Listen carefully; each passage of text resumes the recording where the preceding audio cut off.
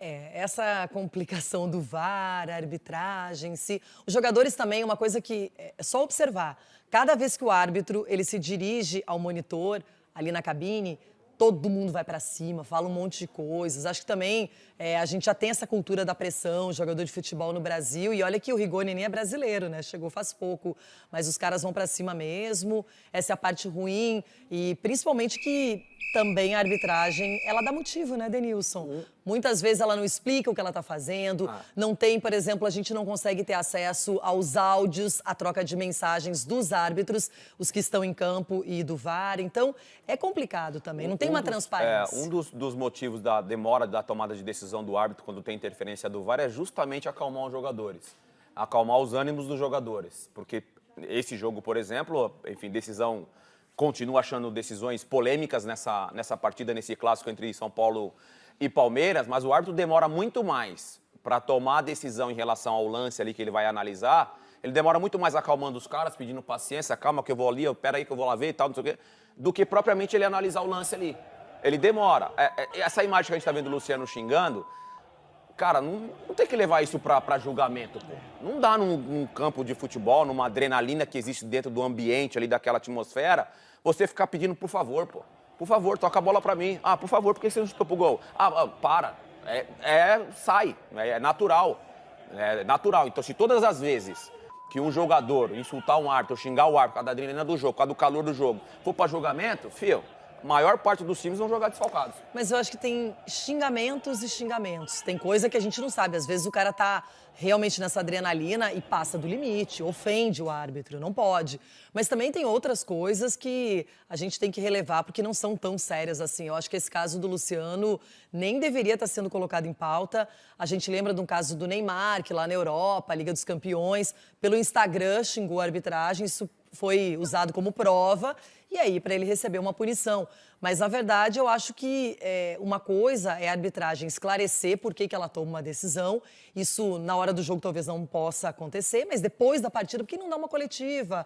Por que não fala? Não precisa nem ser uma coletiva, por que não faz um pronunciamento? Ou por que não fazem como a Conmebol, soltam esses áudios? Eu acho que poderia ter mais transparência e aí a pressão diminuiria também, né? Agora, deixando de lado essa questão da arbitragem, do tribunal, quero falar da partida de hoje contra o Vasco da Gama. O primeiro jogo, o São Paulo foi muito superior, na minha opinião, ganhou com méritos, não foi aquela partida apertada, complicada, pelo contrário.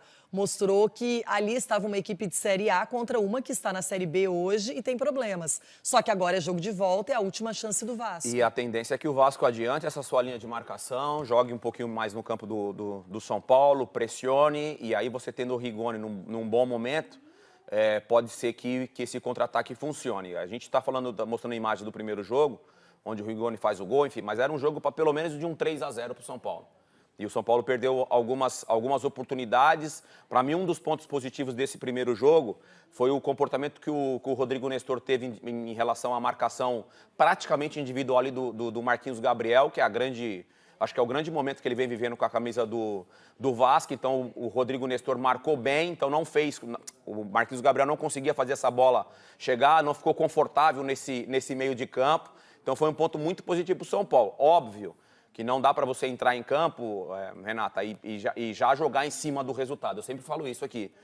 Joga o jogo, pô. Faz o jogo que o São Paulo vem fazendo, busca fazer gol, ampliar essa vantagem, já que é uma vantagem muito boa. Porque se entrar já pensando no resultado, pode tomar uma pressão desnecessária. Bom, a gente não consegue acertar a prévia completa do São Paulo nas partidas de todas as competições. O Crespo mexe bastante em função das lesões e também por opção técnica, não é?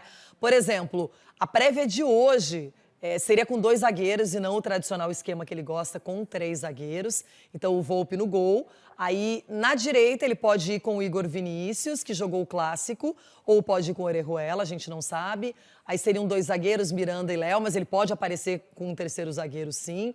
O Wellington, o Reinaldo jogou as últimas, mas o Wellington pode aparecer também no jogo de São Januário. E vinha jogando bem. Vinha jogando bem, sim. E aí a gente tem essa dúvida, os 2 volantes, provavelmente Rodrigo Nestor e Liseiro, mas o Luan está à disposição, não sei se ele vai começar como titular, se o Crespo vai surpreender.